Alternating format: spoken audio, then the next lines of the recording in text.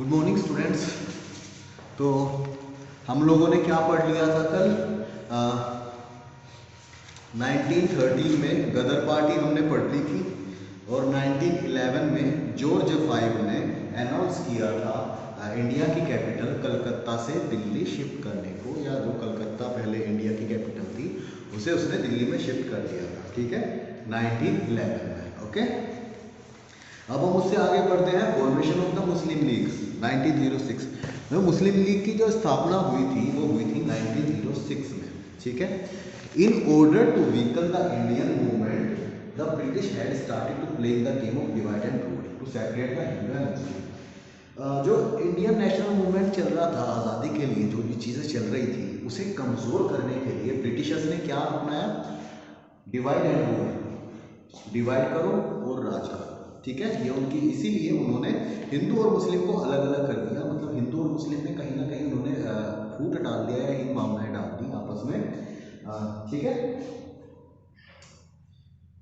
This led to the formation of Muslim League in 1906। इससे क्या हुआ?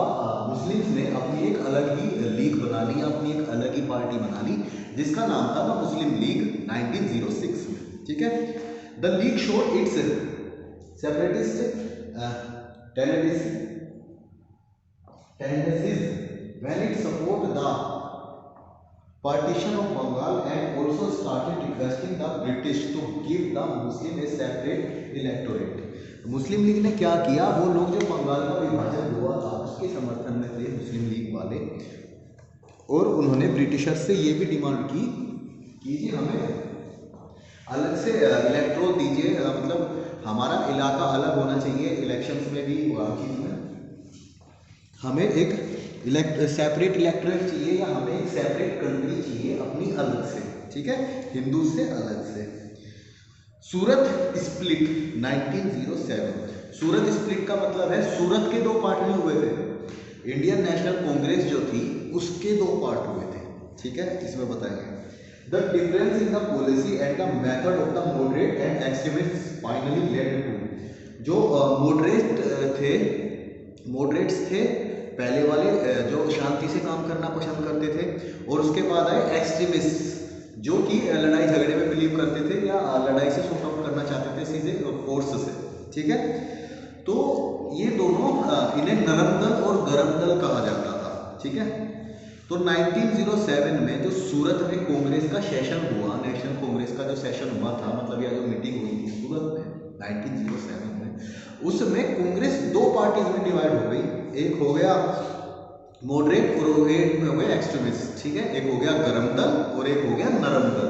नरम में मॉडरेट्स थे और गरम दल में बिपिन चंद्र पाल और ये सब लोग थे। ठीक है, बाल गंगाधर तिलक। ओके, फिर उसके बाद आया Morley Minto reform 1909।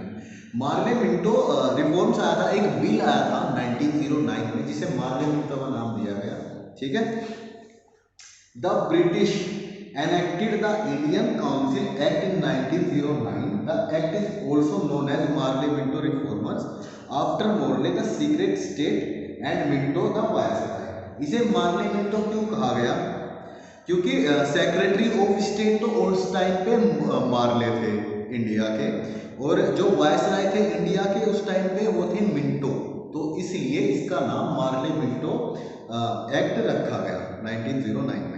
The act tried to please the moderates by increasing the number of elected members in the Imperial Legislative Council and Provisional Council। इसमें उन्होंने क्या दिया कि उन्होंने इंडियंस को हक दे दिया, जो मॉडरेट्स नेता थे ना, उन्हें थोड़े बहुत इलेक्शंस लड़ने के लिए या लेजिस्लेटिव असेंबली में उन्हें जगह दे दी मार्ले मिंटो बिल में 1909 में। ठीक है, मोर over the reform introduce the danger council, but the council had no real power. उन्होंने काउंसिल तो बना दी, उन्होंने ये तो कह दिया कि आप लड़ सकते, कोई दिक्कत नहीं है, आपको हम अपनी काउंसिल में जगह देंगे या अपनी लेजिस्लेटिव असेंबली में हम आपको जगह देते हैं, पर आपके पास पावर नहीं होगी। मतलब वही है कि इन्होंने छोटे से बच्चे को लॉलीपॉप दे दिया और फिर उससे वापस भी छीन लिया, दिखाया और उसे दिया नहीं। ठीक है, उस टाइप से ले लीजिए आप।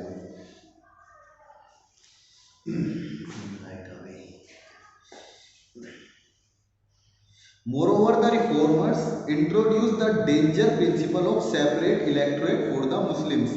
इससे एक बहुत बड़ी समस्या हुई इस बिल में, इस एक्ट में। और क्या लाए थे लोग कि इन्होंने सेपरेट कर दिया था हिंदू और मुस्लिम को। मुस्लिम्स को अलग से वोट डालने का इन्होंने, कि अलग जगह पर आपका ये अलग है, आप यहाँ पे वोट डालेंगे और हिंदूज यहाँ पे वोट डालेंगे। इन्होंने सेपरेट कर दिया था हिंदू मुस्लिम्स को।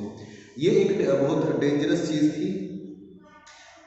This was a part of divided rule policy. ये एक डिवाइडेड रूल पॉलिसी का पार्ट था जो कि ब्रिटिशर्स के द्वारा लाया गया था मार्लियामेंटो बिल के रूप में। Thus, it was a very clear that these reforms had no really guaranteed much. इससे क्लियर था कि ये कुछ ज़्यादा बदलाव नहीं कर रहे हैं, ये गलत वे में ही लेके जा रहे हैं हमको, हमारे लिए कुछ भले का काम ये लोग नहीं कर रहे थे। ठीक है। इसके बाद आता है the first world war and the Lucknow pact. First world war उसी टाइम पे स्टार्ट हो गया था 1914 में।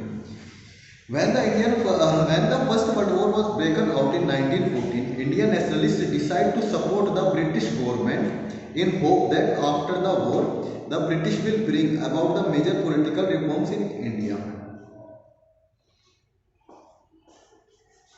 जो फर्स्ट वर्ल्ड वॉर में था, इंडिया के जो नेशनलिस्ट थे, जो नेता थे, उन्होंने क्या सोचा, मतलब जो लोग थे इंडियंस की, हम लोग ना ब्रिटिशर्स को सपोर्ट करते हैं फर्स्ट वर्ल्ड वॉर में, मतलब ब्रिटिशर्स की तरफ से ही जाना था, ऑब्वियस सी बात थी। तो हो सकता है कि इससे हमारे समाज में कुछ बदलाव आए, या ब्रिटिशर्स हमारे लिए थोड़ी सी हल्की सी हल्का करें काम को, या हमें परेशान कम करें, या फिर हमें पॉलिटिकली सपोर्ट करें, पॉलिटिकली इन्वॉल्व होने का मौका दें अपने बिल्स में या अपने एडमिनिस्ट्रेटिव डिपार्टमेंट में, जिसमें भी।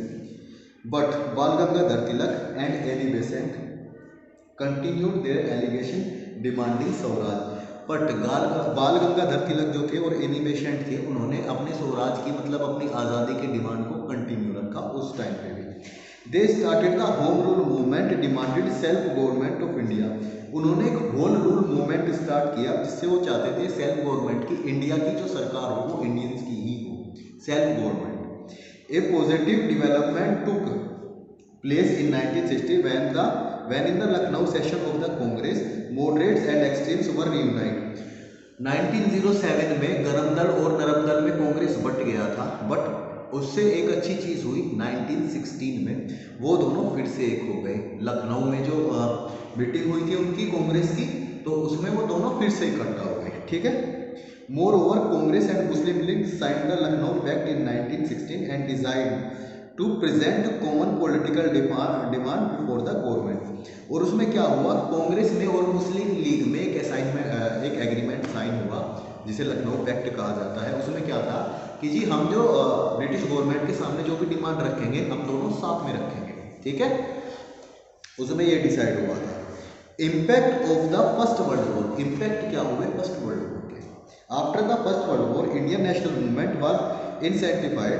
Indians had hope that the British will bring about major political changes after the First World War. Indians ने क्या सोचा कि इसके, इंडियंस ने उनकी मदद करी थी ब्रिटिशर्स की, तो उन्होंने सोचा कि इससे हमें पॉलिटिकली फायदा होगा या कुछ पॉलिटिकल चेंजेस लाएंगे ये लोग ब्रिटिशर्स हमारी कंट्री में। But they did not fulfil this promises. But उन्होंने ऐसा कुछ भी नहीं किया, या जो उन्होंने वायदे किए थे उन्होंने ऐसा कुछ नहीं किया। ठीक है। So the Indians felt betrayed. Indians को जो है बिट्रे फील हुआ उस टाइम पे, उन्हें लगा कि मतलब जैसे धोखा नहीं दे देता कोई कि तुमने मुझे बिट्रेड दिया, तुमने मुझे धोखा दिया, उस टाइप से। ठीक है। तो उन्हें दो वो लगे।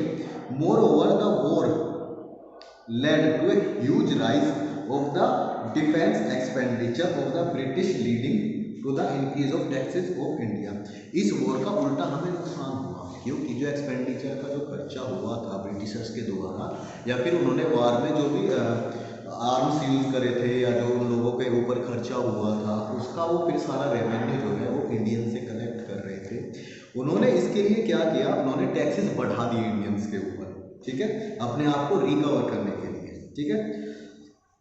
The war also led to shortage of goods and a high rise in the prices.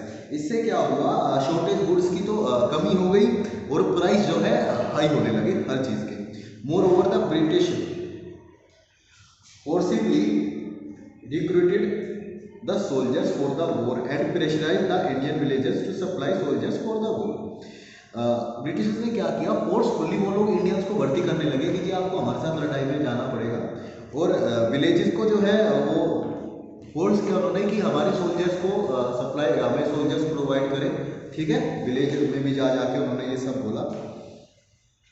This was deeply resented by the Indians. However, these Indian soldiers returned from the war with a knowledge of outside world and with a new ideas of freedom.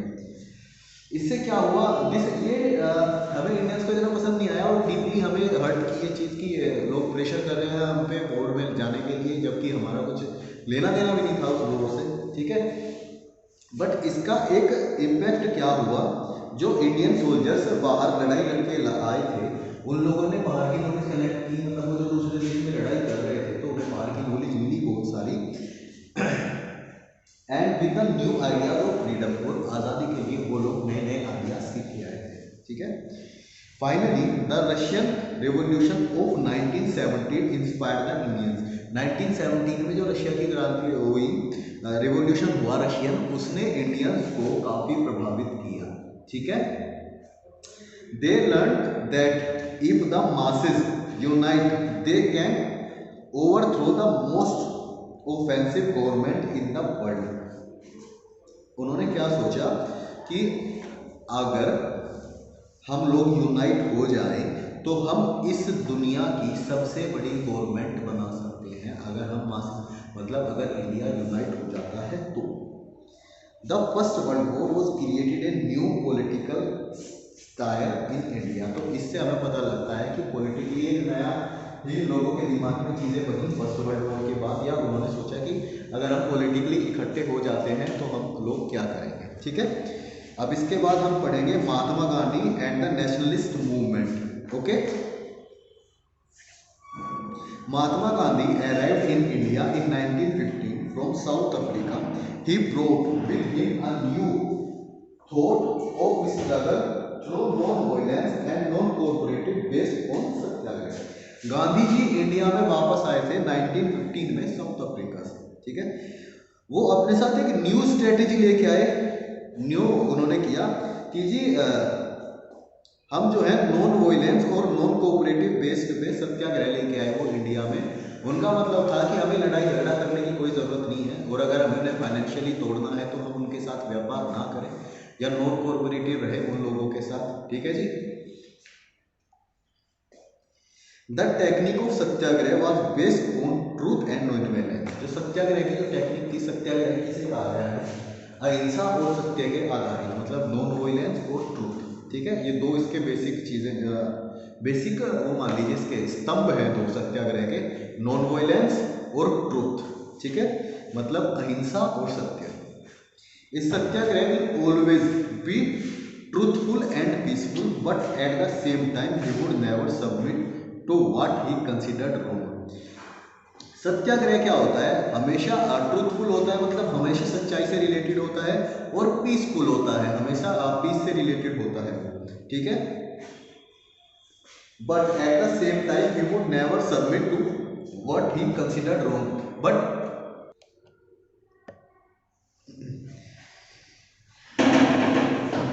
Eight the same time he would never submit to what he considered wrong. But उन्होंने कभी भी किसी गलत चीज को support नहीं किया, या जब उन्हें लगा कि ये गलत है उन्होंने कभी उस चीज का साथ नहीं दिया, ठीक है। A true satyagrahi will be fearless, he would never bow down before evil. एक सत्याग्रही कौन होता है, जो कि फियरलेस हो, जिसमें कोई डरता ना हो, और वो कभी भी इविल के सामने, मतलब गलत लोगों के सामने कभी भी झुके ना, ठीक है। He would according to Gandhiji, non-violence was not a weapon or a of the weak. Only the strong and brave could participate it. जो non-violence है, जो अहिंसा है, वो वेपन नहीं है कमजोर लोगों के लिए, उसे सिर्फ स्ट्रॉन्ग पीपल या बहादुर पीपल, ब्रेव पीपल ही कर सकते हैं, ठीक है। Gandhi ji had a immense faith in the strength of the common people to fight. He drew attention and focus of the Indian national movement toward the villages where the majority of Indian lives. Gandhi ji क्या है, जो freedom का struggle चल रहा था उसे गांवों तक लेके गए, क्योंकि इंडिया की अधिकतर जनसंख्या गांव में ही रहती है अब तक भी। उस टाइम ये काम करने का कार्य गांधी जी ने किया था कि वो फ्रीडम की स्ट्रगल को गांव-गांव तक लेके गए थे या गांव-गांव तक उन्होंने पहुंचाया था।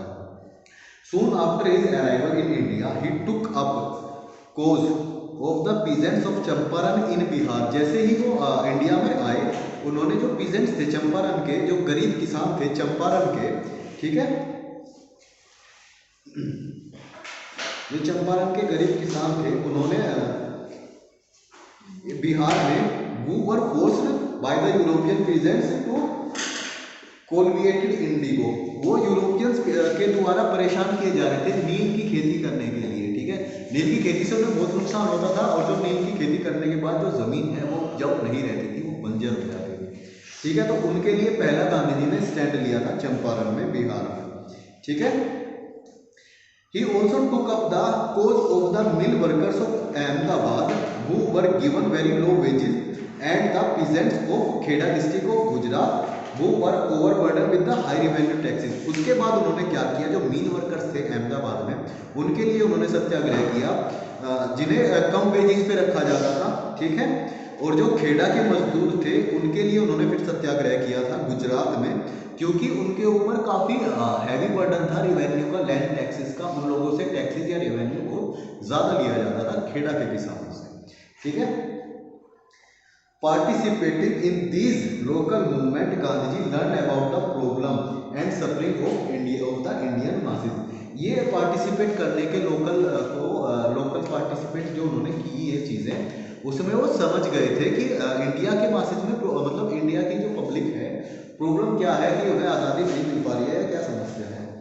Apart from the fighting for the freedom of India, he also took up the cause of Hindu Muslim unity. Freedom में पार्टिसिपेट करने के साथ साथ उन्होंने एक चीज पे और ध्यान रखा, यूनिटी ऑफ हिंदू एंड मुस्लिम, हिंदू और मुस्लिम की एकता पर। He fought all his life against untouchability and he strongly advocated the rise of social status of Indian women। वो अपनी सारी जिंदगी अनटचेबिलिटी, मतलब अस्पृश्यता से के लोगों से लड़ते रहे, मतलब कि अस्पृश्यता नहीं होनी चाहिए इंडिया में, ठीक है। और उन्होंने हमेशा सोशल स्टेटस इंडियन वुमेन्स का राइज करने की कोशिश करी, या वुमेन्स को जो है आगे लाने की कोशिश करी इंडियन सोसाइटी, ठीक है। इसके बाद आता है दरोला Satyagraha. In March 1919 the British government in India passes the Rowlatt Act which allowed the government to arrest and imprison any person without any trial or convicted by the court। इस 1919 में जो बिल लाए थे ब्रिटिशर्स, रोलेट एक्ट कहा गया है जिसे, उसमें उन्होंने क्या दिया कि गवर्नमेंट किसी को भी अरेस्ट कर सकती है बिना किसी पेपर वर्क के, जिसे भी चाहे वो लोग अरेस्ट कर सकते हैं और जेल में डाल सकते हैं, ठीक है। Indians strongly oppose this act and out of hurted call it's a black act. Indians ने इसका बहुत जमकर विरोध किया और इसको नाम दिया उन्होंने ब्लैक एक्ट, मतलब काले कानून के नाम से रोलेट एक्ट को नाम दिया। Gandhi ji decide to launch a satyagraha against this unjust act. Gandhi ji ने डिसाइड किया कि एक सत्याग्रह करेंगे हम इस एक्ट को खत्म करने के लिए, या हमें समझ में नहीं आ रहा है इसके लिए। This was the first national wide satyagraha led by Gandhi ji. ये पहला था जो उन्होंने पूरे नेशनल लेवल पे किया था, उसके पहले तो उन्होंने लोकल्स में ही किया था, पर ये पहला था जो पूरे नेशनल लेवल पे उन्होंने किया था, ठीक है। देयर वर हड़ताल, strikes, processions, demonstration all over the country. इससे क्या हुआ था कि पूरे कंट्रीज में स्ट्राइक्स स्टार्ट हो गए थे, हड़ताल स्टार्ट हो गए थे, ठीक है। लोग इकट्ठे हो रहे थे, जगह जगह इस बारे में बातें हो रही थी। It was during this time that one of the worst political crime, the infamous Jallianwala Bagh massacre took place।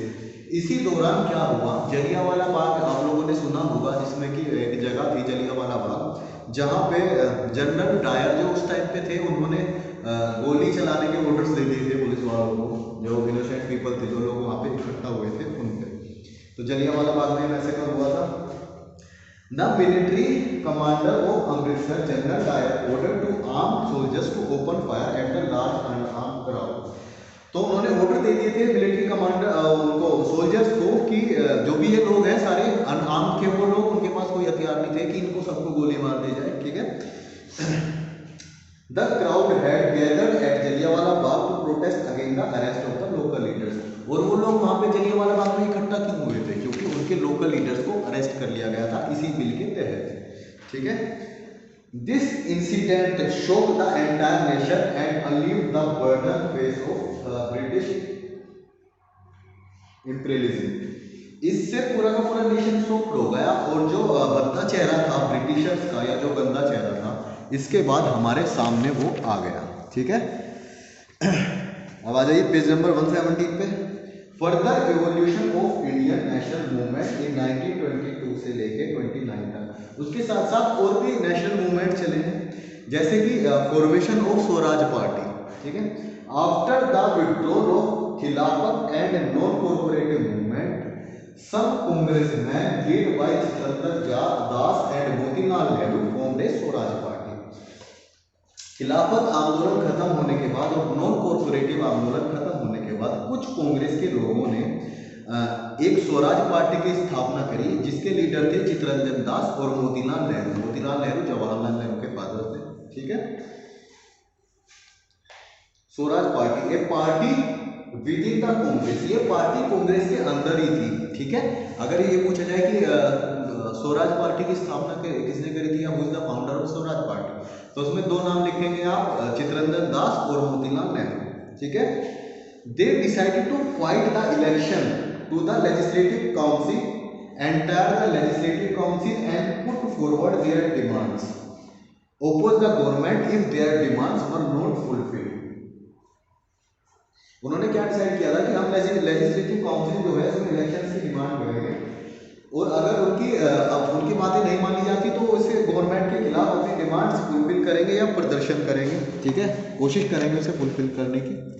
ये इन दोनों की फोटो है, मोतीलाल नेहरू की और चित्तरंजन दास की। द रेवोल्यूशनरी मूवमेंट, जो रिवोल्टियर्स थे वो मैंने बताया था आपको क्रांतिकारी, उसी में से एक है। Revival of the revolutionary movement was an important development. Chandrashekhar Azad formed a revolutionary organization called Hindustan socialist Republic association HSRA। इसकी स्थापना करी थी चंद्रशेखर आजाद ने। चंद्रशेखर आजाद को सभी जानते होंगे, ऑलमोस्ट काफी फेमस क्रांतिकारी थे वो। The revolutionaries now wanted to organise a revolution by the masses. इससे क्या था, रिवॉल्यूशन स्टार्ट किया था इन्होंने, लोगों को इकट्ठा करते थे भीड़ में, और काफी लोग इसे ज्वाइन कर रहे थे इस रिवॉल्यूशन को, मासेस में लोग इसे ज्वाइन कर रहे थे, ठीक है। Bhagat Singh and Batukeshwar Dutt throw a bomb in the central legislative assembly on 8 April 1929। Bhagat Singh और बटुकेश्वर दत्त ने बॉम्ब फेंका था लेजिस्लेटिव असेंबली में 8 अप्रैल 1929 को, ठीक है। The aim was not to kill but war the Britisher to revolutionary spirit। उन्होंने बम इसलिए नहीं फेंका था कि वो किसी को मारना चाहते थे, नहीं, बस वो ब्रिटिशर्स को अपनी वो दिखाना चाहते थे, गर्म खूनी जो रेवोल्यूशनरी की स्पिरिट थी कि उनकी आत्मा कैसी है, या जो क्रांतिकारी लोग हैं वो डरते नहीं है किसी से, ठीक है। In Bengal, the revolutionaries organized a well-planned raid at the government army under the leadership of Surya Singh।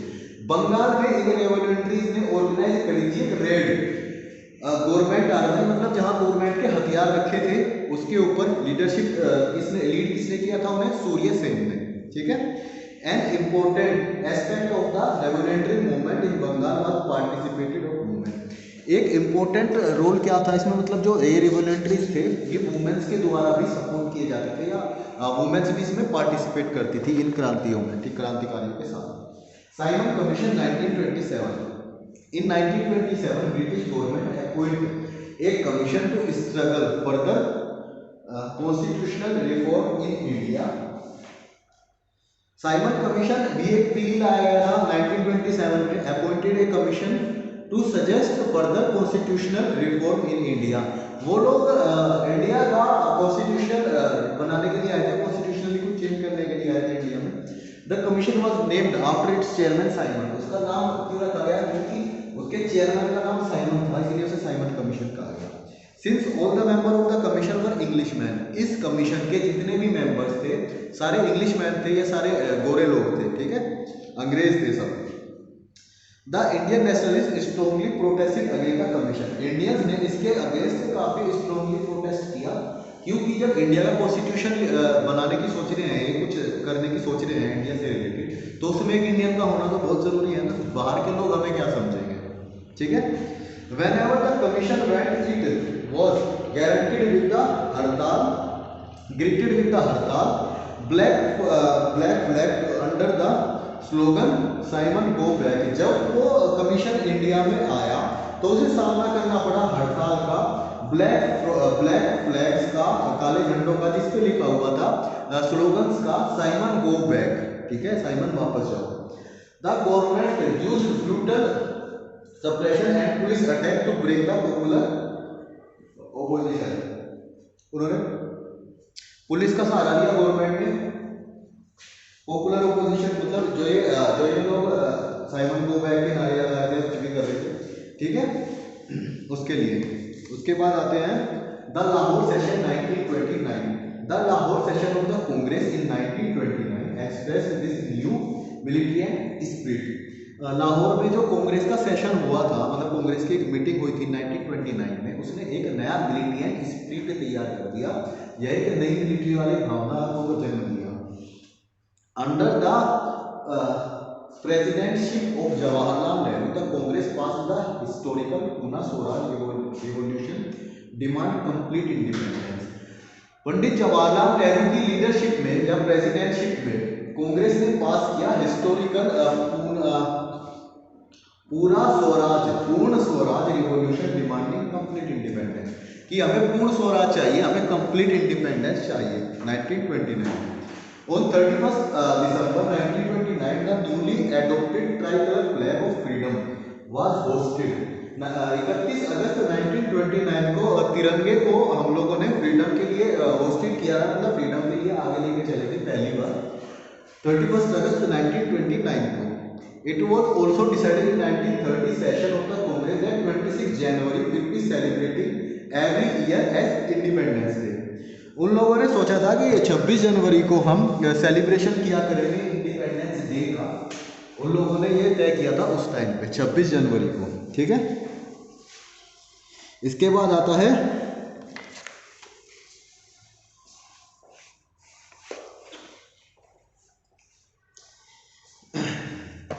या फिर आज यहीं तक रख लेते हैं, क्योंकि आई थिंक काफ़ी लंबी वीडियो हो गई है, इसके बाद आप लोग भी बोर हो जाएंगे, ठीक है। इसे अच्छे से पढ़ लेना जो भी है, और अगर कुछ भी समझ ना आया हो तो मुझसे पूछ लें, ठीक है। तो हम लोगों ने कहाँ तक कर लिया, द लाहौर सेशन हो गया हमारा, ठीक है। अब कल हम करेंगे सिविल डिसोबीडियंस मूवमेंट 1930 से 1934, ओके। तो तब तक के लिए बाय बाय, टेक केयर।